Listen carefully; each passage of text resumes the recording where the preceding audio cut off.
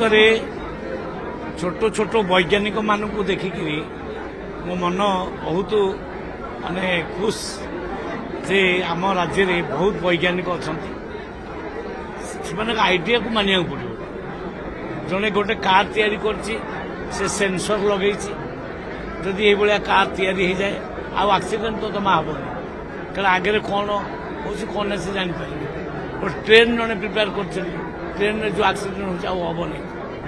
ମାନେ କେମିତି ଆଇଡିଆ ସେମାନେ ଲଗେଇଛନ୍ତି, ମାନିବାକୁ ପଡ଼ିବ ତାଙ୍କ ବ୍ରେନ୍କୁ। ତେଣୁ ଆଜି ଏ ଯେଉଁ ବିଜ୍ଞାନ ମେଳା ଆଉ ଉଦ୍ଘାଟନ କରିକି ମୋତେ ବହୁତ ଖୁସି ଲାଗୁଛି। ବହୁତ ଷ୍ଟୁଡେଣ୍ଟ ସାରା ଓଡ଼ିଶାରୁ ଆସିଛନ୍ତି, ସେମାନଙ୍କୁ ବହୁତ ବହୁତ ଧନ୍ୟବାଦ। ଆଗକୁ ବଢ଼ନ୍ତୁ, ସାଇନ୍ସ ଯେତେ ଆଗକୁ ବଢ଼ିବ ଓଡ଼ିଶା ବଢ଼ିବ, ଆଉ ଓଡ଼ିଶା ବଢ଼ିଲେ ଭାରତବର୍ଷ ବଢ଼ିବ। ସାର୍ ଆଉ ଗୋଟିଏ କଥା ହେଉଛି ସାର୍, ଆପଣ ଦେଖିବେ ଯେ ବର୍ତ୍ତମାନ ରାଜ୍ୟରେ ଯେଉଁ ବିଭିନ୍ନ ଜାଗାରେ ରହିଛି ପିଲାମାନଙ୍କୁ କିଛି ସୁବିଧା ସୁଯୋଗ ମିଳିପାରୁନଥିଲା, ତାକୁ ନେଇ ଡିପାର୍ଟମେଣ୍ଟ କିଛି ଚିନ୍ତା କରୁଛି କି ଯେଉଁଠି କିଛି ବୈଜ୍ଞାନିକମାନେ ବାହାରୁଛନ୍ତି, ନୂଆ ନୂଆ ପିଲା ବାହାରୁଛନ୍ତି, ସେମାନଙ୍କ ପାଇଁ କିଛି ବ୍ୟବସ୍ଥା। ଆମେ ସାଇନ୍ସକୁ ଆଗକୁ ନେବାକୁ ଚାହୁଁଛୁ। ସାଇନ୍ସ ଆଣ୍ଡ ଟେକ୍ନୋଲୋଜି ଡିପାର୍ଟମେଣ୍ଟ ଟିକେ ଶୋଇଯାଇଥିଲା, ଏବେ ଆମେ ତାକୁ ପୁଣି ଆରମ୍ଭ କରୁଛୁ। ମାନ୍ୟବର ମୁଖ୍ୟମନ୍ତ୍ରୀ ମୋହନ ମାଝୀଙ୍କ ନେତୃତ୍ୱରେ ଆମେ ଅନେକ ଜାଗାରେ ପ୍ରତ୍ୟେକ ଆମେ ଡିସିସନ୍ ନେଇଛୁ।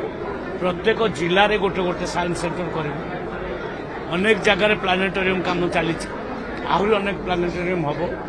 ସାଇନ୍ସ ସିଟି ଗୋଟେ ଆମେ ତିଆରି କରିବୁ ଓଡ଼ିଶାରେ। ସାର୍ ଆପଣ କହିଥିଲେ ଯେ ପ୍ଲାନେଟୋରିୟମ୍ ତିଆରି ହେବ, ହଁ, ଆଉ ଆପଣ ସାଇନ୍ସ ପାର୍କ କଥା କହିଲେ, କିନ୍ତୁ ପଠାଣି ସାମନ୍ତ ପ୍ଲାନେଟୋରିୟମ୍ରେ ଟିକେ ଭିତ୍ତିଭୂମି କାଲି କାଲି ଡାଉନ୍ ହେଇଯାଇଛି। କାଲି ମାନ୍ୟବର ମୁଖ୍ୟମନ୍ତ୍ରୀ ଆସିଥିଲେ। ପଠାଣି ସାମନ୍ତଙ୍କର କାଲି ଜନ୍ମଦିନ ଥିଲା। କାଲି ଏ ଅବସରରେ ମାନ୍ୟବର ମୁଖ୍ୟମନ୍ତ୍ରୀ ଡିକ୍ଲେୟାର କରି ଯାଇଛନ୍ତି ପଠାଣି ସାମନ୍ତଙ୍କ ଗାଁରେ ପ୍ଲାନେଟୋରିୟମ୍ ହେବ, ସାଇନ୍ସ ପାର୍କ ହେବ ଏବଂ ଆଉ ଗୋଟେ ଦୁଇଟା ଡିପାର୍ଟମେଣ୍ଟ ମଧ୍ୟ ସାଇନ୍ସରୁ ଆମେ କରିବାକୁ ଚାହୁଁଛୁ। ତାଙ୍କର ନାଁର ପ୍ରକୃତ ପ୍ରତିଫଳନ ଏ ସରକାର କରିବାକୁ ଚାହୁଁଛୁ। ଭୁବନେଶ୍ୱରରେ ଯୋଉଟା ଅଛି ସେଟା ଭାଙ୍ଗି ଗଲାଣି, ସେଇଟା ରିନୋଭେସନ୍ ହେବ।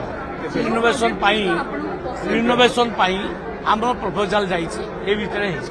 ସବୁ ପ୍ରୋଜେକ୍ଟ ଉପରେ ବିଚାର କରାଯାଉଛି।